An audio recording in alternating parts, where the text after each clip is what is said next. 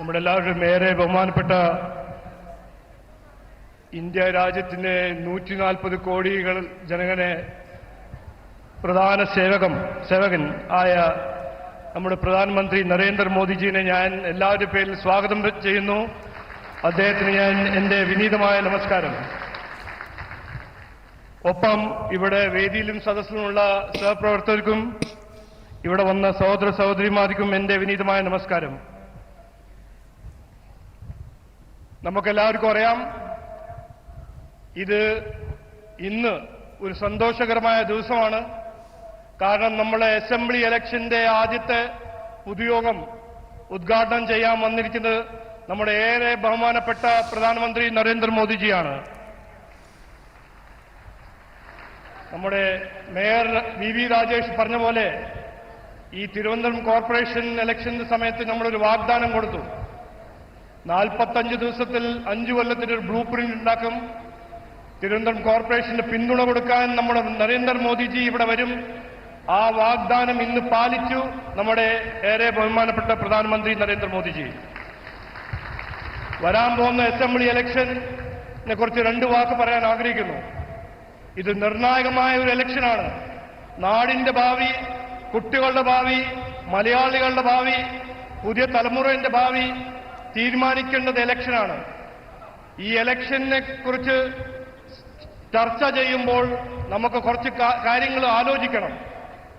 ഇവിടെ LDFും കോൺഗ്രസും മാറി മാറി ഭരിച്ച് നാടിന്റെ അവസ്ഥ എന്താക്കി? ഇന്ന് ഈ നാട് രാജ്യത്തെ ഏറ്റവും കൂടുതൽ തൊഴിലില്ലായ്മയുടെ നാടാണ്. ഏറ്റവും കൂടുതൽ വിലക്കയറ്റം. എന്തുകൊണ്ട്?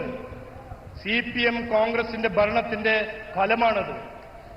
ഇന്ന് ഭീകരമായ അഴിമതിയാണ് ഈ നാട്ടിൽ കാണുന്നത്. കോൺഗ്രസിന്റെ സമയത്തും CPMന്റെ സമയത്തും നടക്കുന്ന അഴിമതി, ശബരിമല കൊള്ള അതിന്റെ ഉദാഹരണമാണ്. നമുക്ക് ചോദിക്കണം, ആലോചിക്കണം, എന്തുകൊണ്ട് ശബരിമല കൊള്ള ചെയ്ത ആ ദല്ലാൽ സോണിയാഗാന്ധിയെ പോയി കാണുന്നു? എന്തുകൊണ്ട് ശബരിമല കൊള്ള ചെയ്ത ദല്ലാൽ CPMന്റെ മുഖ്യമന്ത്രിയെ കാണുന്നു? എന്തുകൊണ്ട് ഉപഹാരം കൊടുക്കുന്നു കോൺഗ്രസ് MPമാർക്ക്? ഇത് ചോദിക്കേണ്ട ഒരു ചോദ്യമാണ്.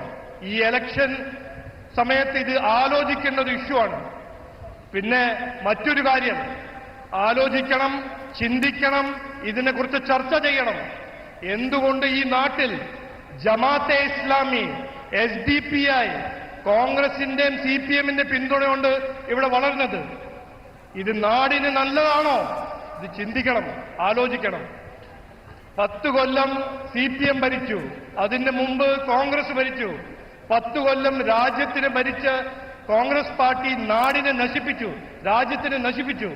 എന്നിട്ട് 2014 ജനങ്ങൾ നരേന്ദ്രമോദിജിക്ക് ഒരു മാൻഡേറ്റ് കൊടുത്ത് 5ാം ദുർബലമായ ഇക്കോണമിയെ ഇന്ന് നരേന്ദ്രമോദിജിന്റെ പരിശ്രമവും നിരാന്ത പരിശ്രമവും അദ്ദേഹത്തിന്റെ കാഴ്ചപ്പാടിന്റെ കാരണം ഇന്ന് ഇന്ത്യ 4ാമത്തെ ഇക്കോണമിയായി മാറി.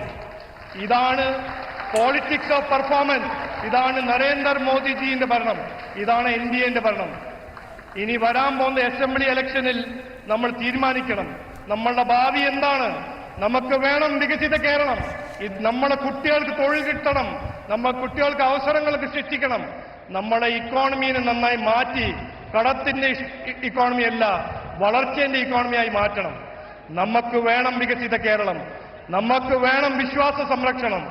ഇവിടെ വിശ്വാസികളെ സംരക്ഷിക്കാൻ NDAക്ക് മാത്രമേ കഴിയുള്ളൂ. വിശ്വാസികളുടെ അമ്പലങ്ങളും പള്ളികളും സംരക്ഷിക്കാൻ NDAക്ക് മാത്രമേ കഴിയുള്ളൂ. നമുക്ക് ഇവിടെ നമ്മുടെ നാട്ടിൽ ജമാഅത്തിന്റെ രാഷ്ട്രീയവും SDPIന്റെ രാഷ്ട്രീയവും അവർക്ക് പിന്തുണ കൊടുക്കുന്ന കോൺഗ്രസും മുസ്ലിം ലീഗിന്റെ CPMന്റെ രാഷ്ട്രീയം ഇനി ആവശ്യമില്ല.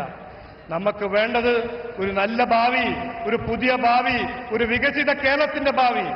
അതിനുവേണ്ടി ഈ ഇലക്ഷനിൽ NDA ജയിക്കും, NDAനെ ജനങ്ങൾ ജയിപ്പിക്കും, നമ്മളൊരു വികസിത കേരളം സൃഷ്ടിക്കും. അതാണ് നമ്മുടെ സങ്കല്പം.